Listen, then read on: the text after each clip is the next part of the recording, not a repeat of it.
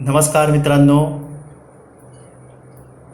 गीतेतील शहाणपण भाग 17,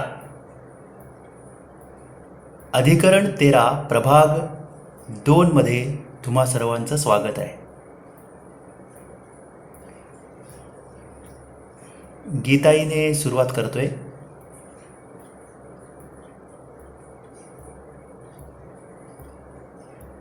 गीताई माऊली माझी, तिचा मी बाळ नेणता, पडता रडता घेई उचलुनी कडेवरी. भक्ता ते प्रतिबोधिली समरी, नारायणे श्रीवरे. मुक्ते संग्रथिली समान्य मुनिने, वेदांत विद्या करे. माते षष्ट्यधिकारिणी शतशती, अष्टादशाध्यायिनी. तू ते मी अनुसंधितो निशिदिनी. गीते भयद्वेषिणी, गीते भयद्वेषिणी.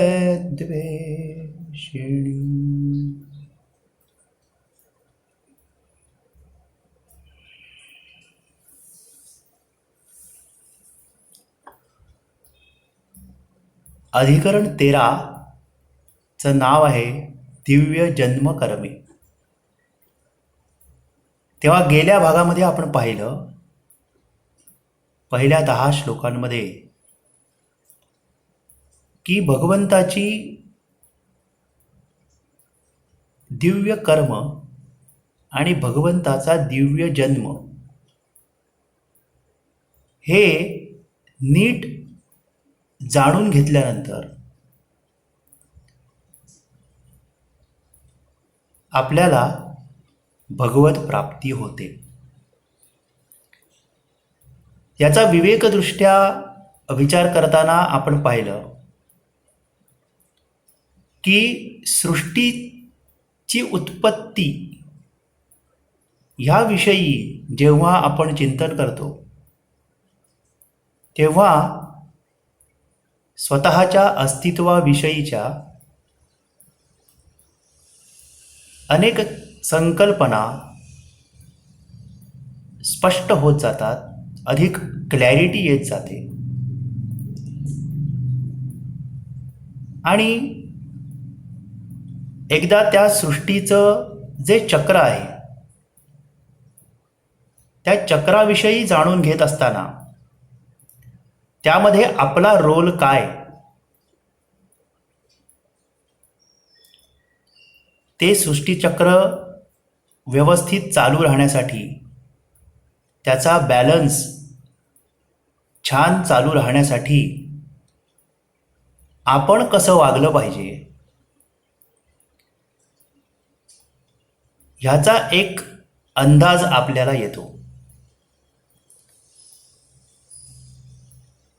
कारण हे चक्र चालवताना धर्माने जर आपण वागलो, म्हणजे ज्यामुळे समाजहित किंवा सृष्टीचं हित हे राखलं जातं,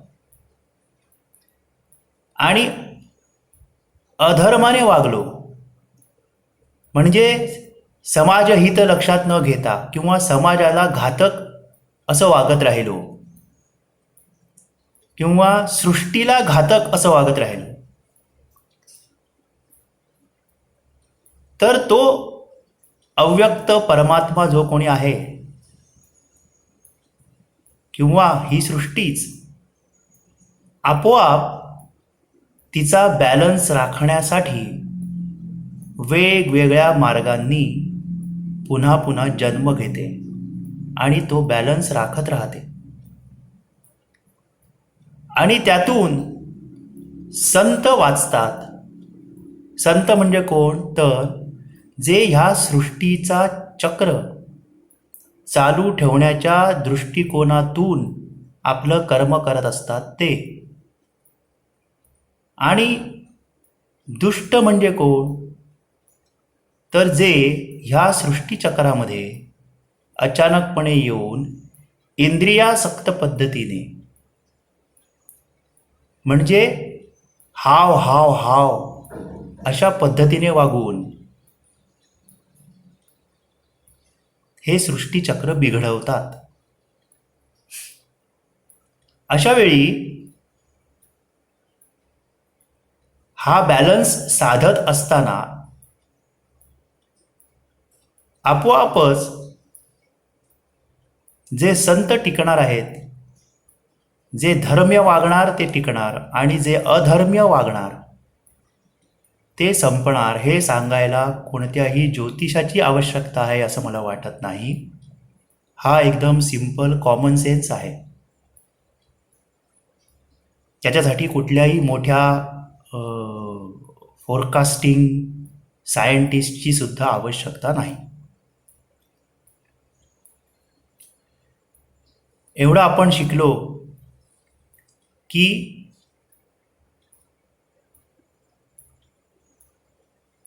जन्म कसा होतो, भगवंताचा जन्म कसा होतो, म्हणजे सृष्टीमध्ये त्याचं रूपांतर कसं होतं, सृष्टी म्हणून तो आपल्यासमोर कसा येतो, तो का येतो. यदा यदा हि धर्मस्य ग्लानिर्भवति भारत अभ्युत्थानम अधर्मस्य तदात्मानं सृजाम्यहम् परित्राणाय साधूनां विनाशाय च दुष्कृतां धर्मसंस्थापनार्थाय संभवामी युगे युगे. ह्या 2 श्लोकांचा अर्थ आपण अधिक विवेकशीलदृष्ट्या पाहून घेतला. कृष्ण म्हणून तर आहेच, पण त्या कृष्णाचाही जो कृष्ण आहे त्या कृष्णाच्या अंगाने ही गोष्ट समजून घेण्याचा आपण प्रयत्न केला.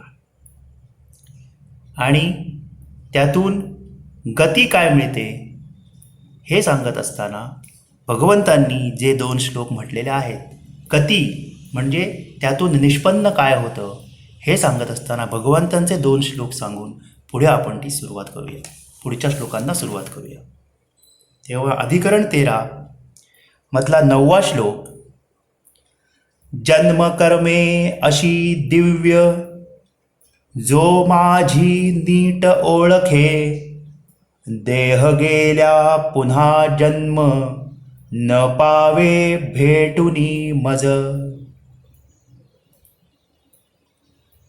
नाही तृष्णा भय क्रोध माझ्या सेवेत तन्मय झाले ज्ञानतपे चोख अनेक मज पावले.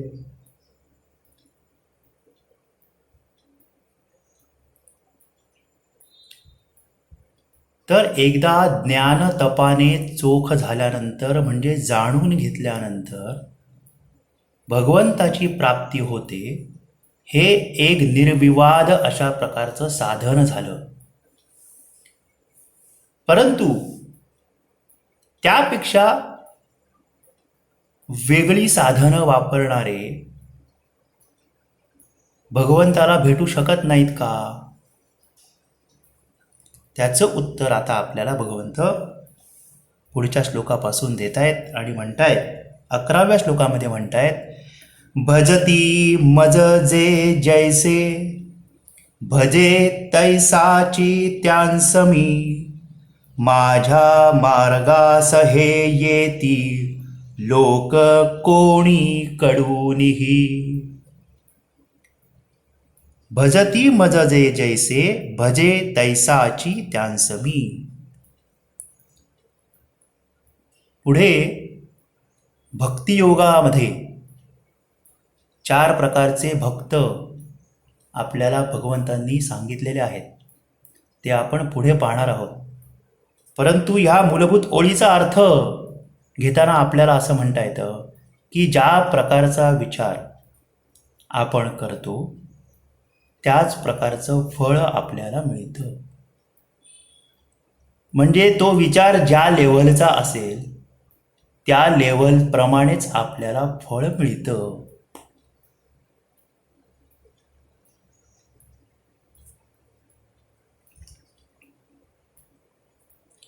आणि जरी हे वेगवेगळ्या लेवलचे भक्त असले किंवा भजणारे असले तरी अंतिमतः त्या सृष्टीकर्त्याने अशी रचना केलेली आहे की त्या प्रत्येकाला आपल्या मार्गामध्ये भजन करत असताना, भजत असताना म्हणजे प्रार्थना किंवा पूजा करत असताना तिकडच्या कमी समजतात आणि अधिक ज्ञानयुक्त गोष्ट त्याच्यामध्ये शिरत राहते. आणि त्यामुळे हळूहळू एक एक पायरी चढत चढत अंतिमतः म्हणजे कुठल्याही मार्गाने जरी गेला तरी अंतिमतः त्याला ह्या शेवटच्या ध्येयप्रत भगवंत आपोआप घेऊन येत असतो. ज्ञान तपे चोख मज पावले. 12वा श्लोक. जे कर्मसिद्धी वांछुनी यजिती येथ दैवते मनुष्यलोकी कर्माचे पावती फळ शीघ्रते. आता मनुष्य लोकामध्ये माणूस म्हणून जन्माला आल्यानंतर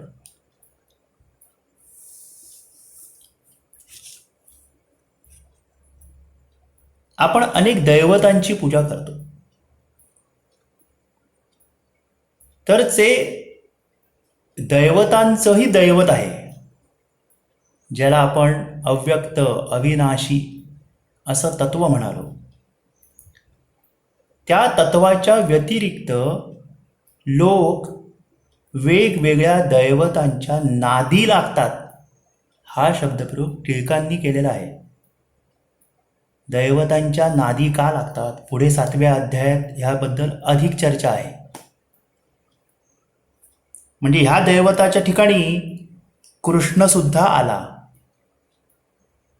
वेगवेगळी दैवत अधिक कृष्ण या सर्वांना काय म्हटलेलं आहे की कर्मसिद्धीसाठी म्हणजे ह्याच जन्मात मला जे काही भौतिक भोग पाहिजेत ते मिळवण्यासाठी म्हणून ही वेगवेगळी दैवत निर्माण झालेली आहेत किंवा भक्त त्या दृष्टिकोनातून त्याला भजत असतात. आणि मग मानसशास्त्रीय सिद्धांताप्रमाणे जो विचार आपल्या मनामध्ये असतो तोच विचार त्या लेवलचं फळ हे आपलं मनच त्याला देत असतं. त्यामध्ये त्या दैवताचा भाग किती आणि आपल्याच मनाचा भाग किती हा विचार करण्यासारखा प्रश्न आहे, विचार करण्यासारखा भाग आहे आणि तो प्रत्येकाने चिंतन करावा.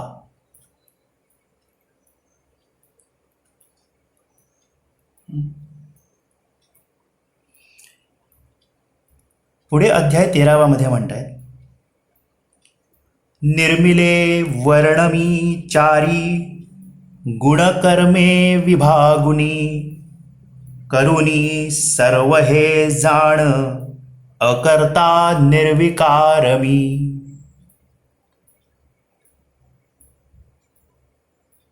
विविध गुणांच्या वर्गीकरणातून अनेक प्रकारचे स्तर आपल्याला आजूबाजूला पाहायला मिळतात. हे आजही सत्यच आहे आणि हे सृष्टीने निर्माण केलेलं आहे. बरोबर आहे ना? नीट ताडून पहा. आपल्या अनुभवातूनच तुम्हाला ही गोष्ट सातत्यानं जाणवेल. कोणीतरी ते मुद्दाम लिहून ठेवण्याची आवश्यकता नव्हती. हे प्रत्यक्ष त्या पद्धतीनेच आहे संपूर्ण जगामधली माणसं. आणि हे सर्व करूनही मी अकर्ता निर्विकार आहे म्हणजे मी अलिप्त आहे.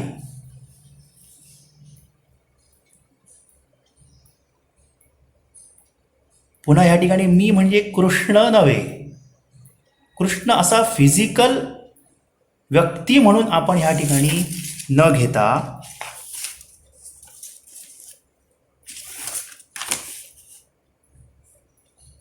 ते अव्यक्त तत्व असाच ह्या ठिकाणी अर्थ घ्यायचा आहे. तेव्हा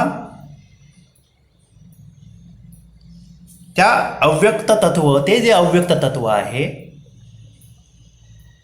ते अलिप्त राहतं आणि गुणांनुसार कर्म होत राहतात आणि त्या कर्मानुसारच त्याची फळं मिळत राहतात, अशी व्यवस्था करून ठेवलेली आहे.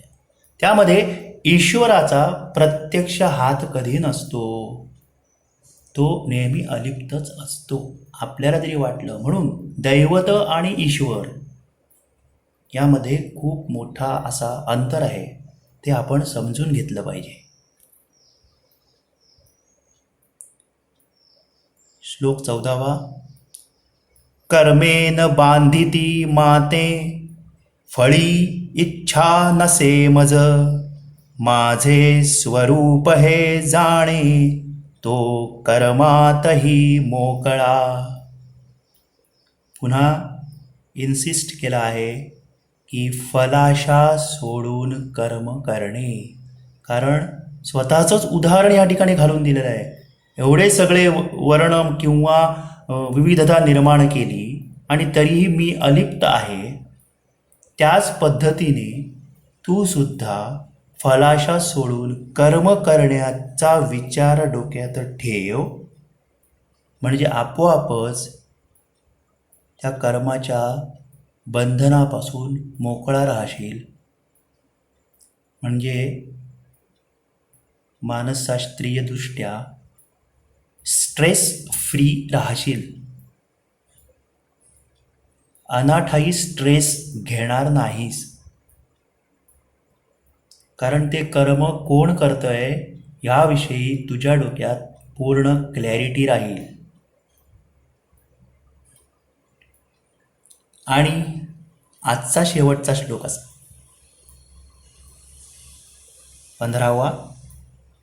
केली कर्मे मुमुक्षुंनी पूर्वी हे तत्व जाणुनी, तैसी तूही करी कर्मे त्यांचा घेऊनी तो धडा.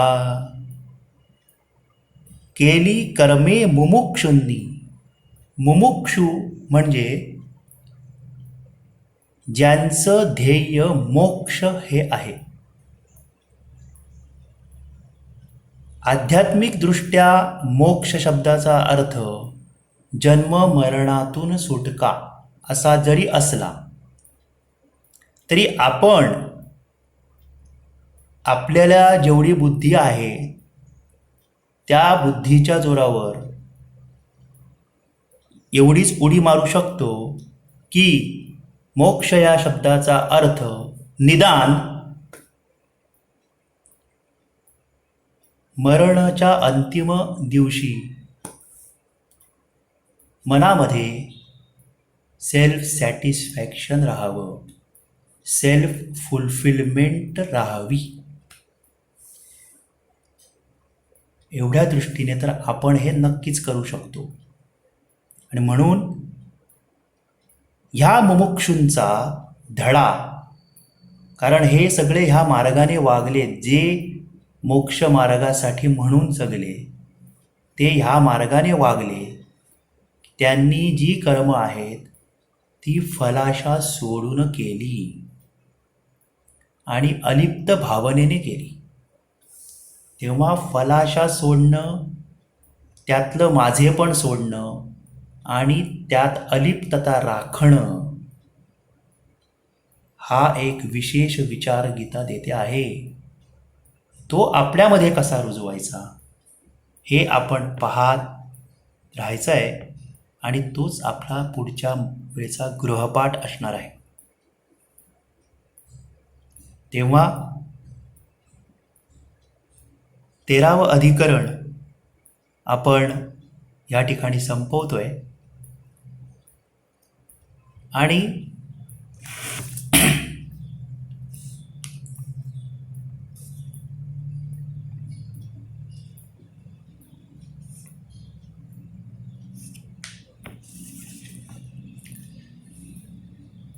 पुढच्या अधिकरणासाठी पुढच्या वेळेला आपण भेटूया.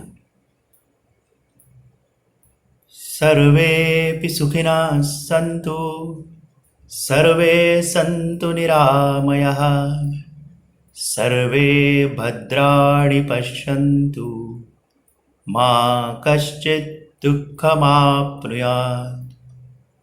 ॐ सहनाववतु, सहनौ भुनक्तु, सह वीर्यं करवावहै, तेजस्विनावधीतमस्तु मा विद्विषावहै. ॐ शान्ति शान्ति शान्तिः. असतो मा सद्गमय, तमसो मा ज्योतिर्गमय, मृत्योर्मामृतं गमय. ॐ शान्ति शान्ति शान्तिः. हरि ओम. धन्यवाद.